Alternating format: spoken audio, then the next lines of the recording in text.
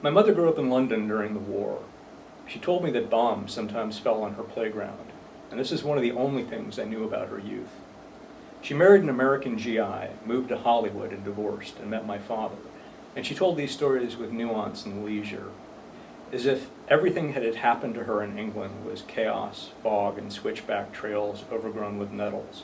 Everything in America was instead an easy map, obstacles met and overcome, culminating, she would have me know, in my birth. I grew up in Corona del Mar, south of Los Angeles, in a house that faced the sunsets. I can't imagine how different it was for my mother from her childhood. When she became a citizen, one of her graduating group said that in his home country, Switzerland, geography was a good metaphor for friendship. Upon entering Switzerland, or a family's living room there, immediate, unscalable-looking mountains confronted you. In a number of years, perhaps a lifetime, you might learn of one or two passes that would allow you entry into a Swiss person's heart. California, on the other hand, said the Swiss, was all beach. The moment you arrived, you could walk shoulder to shoulder with the locals, and you were made to feel welcome, even if you didn't feel ready for it. But never mind, he added, because when you know the Californians, after years and years of being on the beach with them, guess what? Mountains. You'll never get over them. My mother didn't fit in. She looked like she should.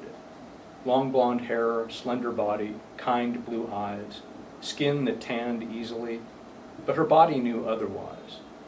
Before she'd moved to America, she hadn't known what a sunburn was. She had a modest two-piece swimsuit of pale blue, insulated with many layers of material between its exterior and where it touched her body. Its bottom piece reached above her navel, to better cover a mysterious curved scar on her back that when I was very young, I would touch with my fingertips to try to understand the different ways skin could feel.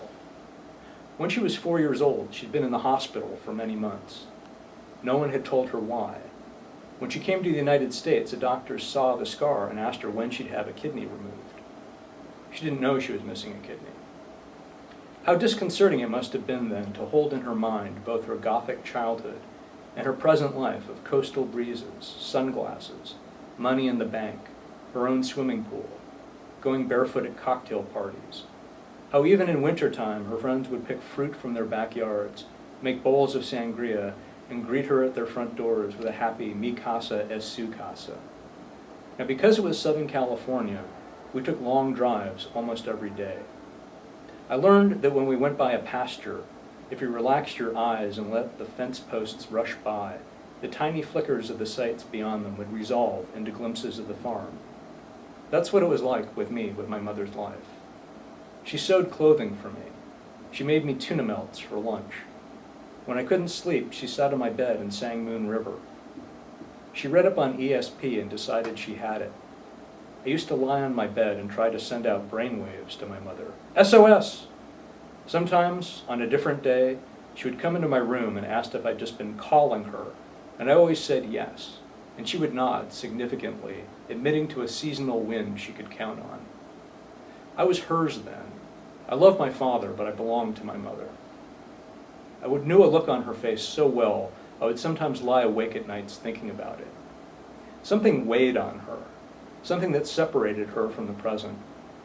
Under big canvas reflective hats, zinc oxide on our noses, sunscreen on our shoulders, we hiked at the beach in our swimsuits, exploring the tide pools, tipping our big toes into sea anemones for the pleasure of it. And something was wrong. When I learned how to swim beneath an approaching swell, I popped up safely in triumph, and yet my mother's concerned eye fell on me with a weight I didn't understand. Back on shore, she reached for my hand as if there were a border crossing only she could see, and there were armed guards whose graces she would have to court with politeness and fear. Her polite gaze, if it could be translated, said, "You don't know what you escaped." And because her worry lingered, it continued, "It might come back."